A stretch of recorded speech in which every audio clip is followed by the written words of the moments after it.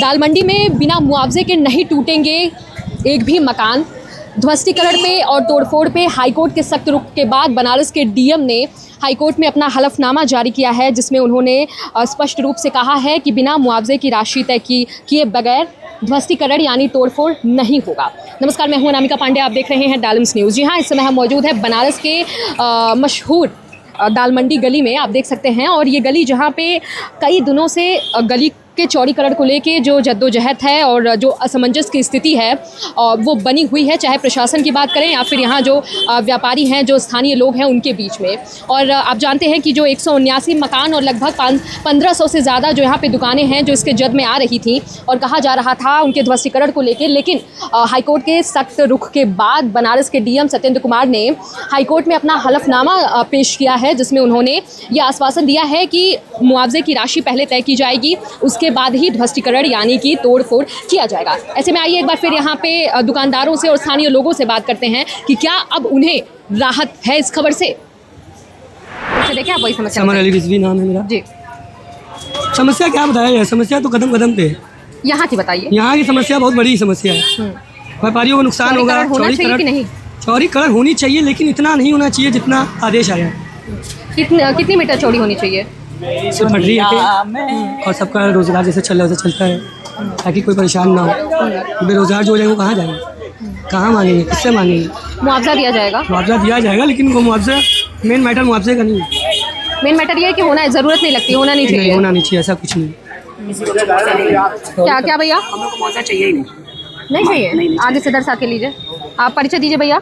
मेरा मजाली रिजवी है, मैं यहाँ का दुकानदार हूँ। हम लोग को मुआवजा नहीं चाहिए। तो क्या मतलब चौड़ीकरण हो और मुआवजा भी नहीं चाहिए? चौड़ीकरण नहीं चाहिए, दाल रोटी कहाँ चलेगी? एक दुकान में एक हाँ। दुकान में 10 स्टाफ काम करते हैं, उनका परिवार कैसे चलेगा? दुकानदार तो गया, स्टाफ भी गए, परिवार दाल रोटी कहाँ चलेगी? दाल रोटी भी जरूरी है ना। आप एक मुआवजा दे देंगे, एक बार पैसा हाथ हो जाएगा, वो पैसा बार बार काम नहीं आएगा। इससे रोज कम दाल रोटी मतलब सबका जिंदगी चल रही है, वो खत्म हो जाएगा। ये चीज़ है, मुआवजा लगे बना। तो ये सोने की मुर्गी को आप अंडा रोज देना, तो एक बार दे दीजिए, काट दीजिए, खत्म हो जाएगा।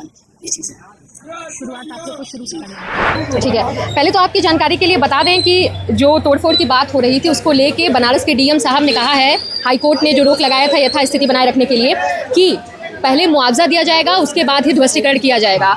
आश्वासन तो मिला है, आश्वासन तो उनका जो उन्होंने दिया आश्वासन तो हमें लग रहा है कि उनका काम पूरा होगा। क्योंकि सरकार में जो भी काम हो रहा है अच्छा ही हो रहा है, काम खराब उनका देखिए नहीं हो रहा। लेकिन वो बोला है कि पहले आपको जितना आपका जो मतलब प्रॉपर्टी होगी उस हिसाब से आपको पैसा मिलेगा, उसके बाद ही तोड़फोड़ होगी। तो इस बात उनके पेपर भी पढ़े थे तो आज कुछ राहत मिली है कि ध्वस्तीकरण होने से पहले मुआवजा मिलेगा। अब ये पहले किस चीज़ का डर था कि इतना ज़्यादा विरोध चल रहा था? पहले इस बात का डर था कि डायरेक्ट उन्होंने बोल दिया कि यहाँ से 17 मीटर चौड़ी होगी रोड, 17 मीटर चौड़ी होगी। अब दुकानें जाएंगी, उसमें कितना परिवार जाएगा, रोजी रोजगार चला जाएगा। इस वजह से इंसान को थोड़ा सा डर था, इस वजह से वो थोड़ा परेशान थे। इसी वजह से ये बात लेकर के लोग डीएम के पास गए। डीएम साहब ने आगे पहुँचाकर बहुत अच्छा काम किया। उन्होंने समझ लीजिए कि जनता के हित में ही बात की है। बिल्कुल, जनता के हित में उन्होंने बात की और जनता के हित में उन्होंने काम करवाया। जो उनकी वजह से ही ये काम आगे बढ़ा हुआ कि ध्वस्तीकरण होने से पहले मुआवजा मिलेगा। और अभी खुद हम लोग चौथी या पश्चिमी वार्ड दाल मंडी में आए हैं, ये रुख देख के अच्छा लगा कि कम से कम जनता भी आश्वस्त दिख रही है, प्लस प्रशासन को भी आसानी होगी। तो हम लोग को तो यही चाहिए ना, मुआवजा मिल जाए। हम लोग यही चाहते हैं, मुआवजा मिल जाए। मुआवजे की स्थिति पहले तय कर ली जाए, उसके बाद जो कार्रवाई करनी है। हम तो बार बार यही चीज़ कह रहे हैं कि मुआवजा पहले मिल जाए, उसके बाद आपको जो करना है करिए। मतलब कोई अगर कहीं जाएगा कम से कम मुआवजा तो मिलना चाहिए। अच्छा, इसमें एक चीज़ ये भी है कि दो पक्ष है। कुछ लोगों का कहना है कि क्या ज़रूरत है इस विकास की? दाल मंडी जैसे ऐतिहासिक अगर ये गली है, पूर्वांचल की सबसे बड़ी ये बाज़ार है, ऐसे में ज़रूरी है कि यहाँ पे सड़क चौड़ीकरण हो? नहीं, ये तो ज़रूरी है, ये तो होना चाहिए। मगर व्यापार जो यहाँ जो दुकानदार हैं उनको कम से कम एक रास्ता मिलना चाहिए। बिल्कुल, उनको भी मिलेगा, व्यापार बढ़ेगा। जरूरी है विकास करना, लेकिन जिस जगह चौड़ा करना है उनको उस जगह चौड़ा करना। ये तो एक ज़माने से चल इतनी ही सकरी रास्ता था। अब ये पूर्वांचल की सबसे बड़ी मार्केट है। जी। इतनी बड़ी मार्केट है, ये मार्केट कहीं नहीं आपको मिलेगी। अब वो अगर चौड़ीकरण कर दिया जाएगा तो फिर ये दुकानें हैं, फिर ये कहाँ जाएगी? मकान चला जाएगा, दुकानें जाएगी, तो फिर ये मार्केट का नाम तो खत्म हो जाएगा। फिर क्या करने लोग आएंगे?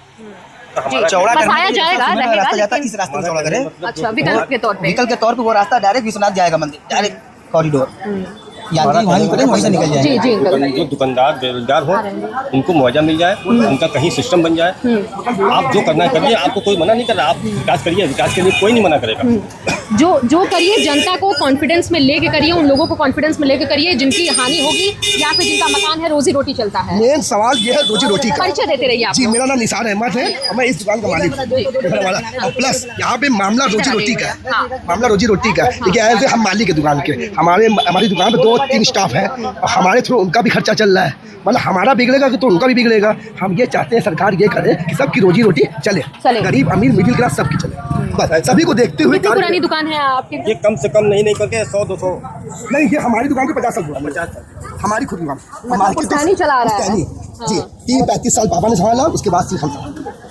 तो ठीक है, अभी तो बात यही हुई है। अच्छा ठीक है, और एक पक्ष ये भी है, जैसे विकास के बारे में ही बात कर रहे हैं कि ज़रूरत लगती है कि हाँ सड़क गली चौड़ीकरण होनी चाहिए।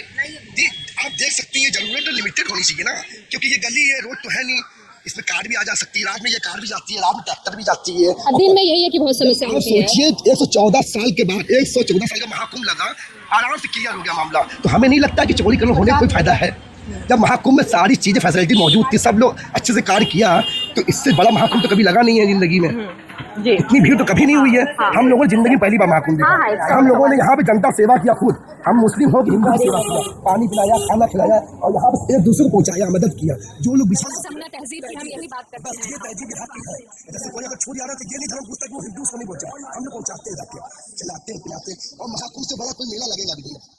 अच्छा, क्या किसी ऑफिसर से या अधिकारी से कोई आया यहाँ पे आप लोग से? क्योंकि मीडिया में चर्चाएं होती हैं, कुछ लोगों का ये भी कहना है कि आप ही लोग के थ्रू अपडेट होते हैं, हम लोग से तो जमीनी स्तर की कोई बात ही नहीं करता। अभी तो ऐसे कोई आया नहीं है, अभी तक नहीं आया, तो कोई आया नहीं है। फाइनल सिर्फ मीडिया के थ्रू बात फैली हुई है, सिर्फ मीडिया के हो तो रहा है, ये तो चौड़ीकरण तो हो रहा है, ये तो हो रहा है, लेकिन ये कोई ऑफिसर की अधिकारी नहीं के आया। प्रोजेक्ट है ये।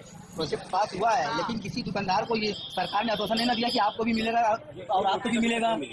किसी को कुछ बताया नहीं है, डायरेक्ट उन्होंने ये बजट पास कर दिया है। मीडिया के थ्रू आप लोगों को जानकारी मिल रही है। हमने ये था मीडिया वाले। इसमें हाईकोर्ट ने भी स्थिति जो है यथास्थिति बनाए रखने के लिए कहा कि पहले आप लोग अपने स्टेटस क्लियर करिए मुआवजा का और बाकी चीज़ों का, तभी तोड़फोड़ होगा। तो विश्वास है कि नहीं हाईकोर्ट भी है देश के, ऐसे कोई अन्याय नहीं होने देंगे। न्यायालय पर पूरा भरोसा है, हम लोग को पूरा भरोसा है, हम लोगों को न्यायालय पर पूरा भरोसा है कि अन्याय नहीं होगा। और रही बात मुआवजे की, जी रही बात बोलिए। पहले तो मैं मोदी जी का परिचय देता रहिए। मेरा नाम देखिए मोहम्मद जाकिर अली है। देखिए मेरा कहने का मतलब ये चौड़ीकरण जरूरी है, लेकिन इसके बेहतर है कि बगल में थाना 10 में कोटा चौकी है, सुना मंडी है, तो वहाँ पे 25-20 दुकान मकाने हैं। अगर वो तोड़ेंगे तो अगर चौड़ीकरण के लिए तो रास्ता बगल घाट निकलेगा, 4 नंबर क्या सीधा निकलेगा। दूसरा कहने का मतलब मैम कि बगल में घाट है, गंगा उस पार जो है वहाँ ठीक वहाँ पता है शहर है, तो अगर वहाँ से लेके घाट पे ब्रिंच उठाएंगे तो उसमें फ़ायदा देखिए। अगर 2000 बीमारी में क्या बोलते हैं 2000 इंसान को जो बेरोजगार हैं उनको अगर इधर मिलते हैं 2000 उधार को जा देते हैं, बीच पुल बनाते हैं, इससे बेहतर क्या चीज़ चौड़ीकरण में। जी, आपकी योजना तो काफी सुलझी हुई भी है, उलझी हुई भी है। जी बात की यहाँ क्या है ना कि यहाँ दुकानदारों को बातों नहीं है, यहाँ गरीब भी हैं जो दुल्हन पूछे मोगल कहाँ से आते हैं नौकरी बिल्कुल समझ सकते हैं। देखिए रोजी रोटी बनाने में टाइम लगता है। भले आपको विकल्प दे दिया जाए, लेकिन एक बार सोचना पड़ता है कि यहाँ से जब उजड़ेगा कहाँ बसाएंगे। भले वो हाथ में पूंजी रहेगी, लेकिन एक बार सोचना पड़ता है। हम कहीं भी अगर रोजी रोटी अपनी बनाएंगे तो हमें वक्त लगेगा, क्योंकि कहीं हम अगर शुरू से जीरो से स्टार्ट करना पड़ेगा। नए लोग रहेंगे, नई जगह रहेगी, नया लोकेशन रहेगा। या तो फिर आप लोगों के लिए नगर निगम या सरकार खुद मल्टीपल शॉप्स खोल के दे दे कि नहीं आप लोग वहाँ बैठिए, जगह है, बाकी जो मुआवजा मिल रहा है विकल्प के तौर पे। बहुत रोजी रोटी का सवाल है, क्योंकि छोटी सी दुकान से इतना तो है कि हम अपना खर्चा चला लेंगे, अपनी ऑर्डर का खर्चा चला लेंगे, अपने माँ बाप का खर्चा चला लेंगे, अपनी जिंदगी हम गुजार देंगे, मतलब एक रोजी रोटी से। मैं ये कहना चाहूँगा, देखिए इतना बड़ा मेला घूम गया, महाकुंभ का खत्म हो गया, कितने व्यक्ति इसमें गिरे, ठीक है।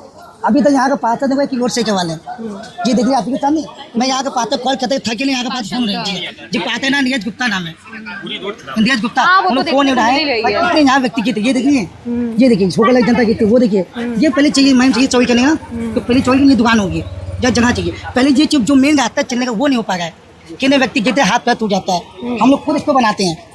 अब बताइए अब क्या कहें, हो सकता है हम लोग इंतजार कर रहे हैं और डायरेक्ट पूरा चौड़ीकरण होगा। पहले तो बीच में वो नहीं होगा। कहने का ये सरकार से ये मतलब है कि जो लोग को पैसा देते हैं वो अपना काम करें, चौड़ीकरण करना ठीक है। आप लोग को मुआवजे की स्थिति क्लियर करें, बस यही हम लोग को यही कहना है। अगर 10,000 दुकानें हैं तो 2 लाख का स्टाफ भी तो हैं, एक दूसरे जुड़े हुए हैं, स्टाफ भी जो आते हैं मैम तो भाई 2 पैसे कमाए, उन्हीं से उनका परिवार चल रहा है।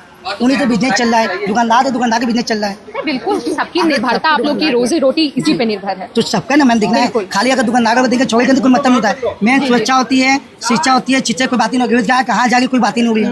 मैं तो मुझे ज़्यादा ध्यान देना है, कहीं तुक्का खा दे ध्यान देना, लोग सब कुछ पे कोई ध्यान नहीं है। पहले आधी रात को पे ध्यान देना। हम आपसे सवाल ये करना चाहते हैं, आप क्या चाहते हैं? एक चीज है कि ये मार्केट रहे कि नहीं रहे? एक चीज है कि मैं जब दाल मंडी आती हूँ तो यहाँ के लोग मुझसे ही डायरेक्ट सवाल करते हैं, क्या आप चाहती हैं? जवाब बताइए। पूर्वांचल की सबसे बड़ी मार्केट है और यहाँ सिंगापुर कहा जाता है, और यहाँ के बिना कोई शादी ब्याह लड़कियों का कुछ हो नहीं सकता है। कंप्लीट जितनी भी शॉपिंग कर लिया जाए, जब तक दाल मंडी में नहीं आएंगे तो शादी लड़कियों की कोई कंप्लेन नहीं होती है। तो यहाँ पे कस्टमर भी कह रही है कि दाल मंडी अगर चली जाएगी तो हम लोग कहाँ से शॉपिंग अपनी करेंगे? सरकार का ये कहना है कि जो गली है इसका चौड़ीकरण किया जाएगा, उसके बाद यथास्थिति ऐसे बसाया जाएगा जितना हो सके। लेकिन मेन चीज ये है कि यहाँ की जिनकी रोजी रोटी चल रही है उनको आप पहले कॉन्फिडेंस में लीजिए, सबसे बड़ी चीज यही है। जी जी अंकल, आप परिचय दीजिए, यहीं के हैं? नहीं कहें, लेकिन हम इसमें कुछ कहेंगे नहीं। आप उनको दाल मंडी के जो व्यापारी हैं, जो स्थानीय लोग हैं, उनके रिएक्शन को भी आपने देखा कि बनारस के डीएम साहब ने हाई कोर्ट में हलफनामा तो ज़रूर पेश कर दिया है, लेकिन यहाँ की जो ग्राउंड रियलिटी है, स्पष्टता ये है कि लोग अभी संतुष्ट नहीं हैं। ज़्यादातर लोगों का कहना है कि चौड़ीकरण की ही आवश्यकता क्यों है, तो मुआवजे की स्थिति ही पैदा नहीं होती है। और अगर हम एक और पक्ष को बात करें तो मुआवजे की जो राशि है, जो रकम है, जो स्थिति है जिसको तैयार किया जाएगा, उसके बाद पारदर्शिता को बनाए रखना सरकार के लिए किसी बड़ी परीक्षा से कम नहीं होगा। तो अब देखना ये होगा कि जो हाई कोर्ट है उसका अंतरिम फैसला इस पे क्या आता है। बहरहाल हमारी नज़र इस खबर पर बनी हुई है और भी खबरों के लिए आप जुड़े रहिए, देखते रहिए डायलेंस न्यूज़।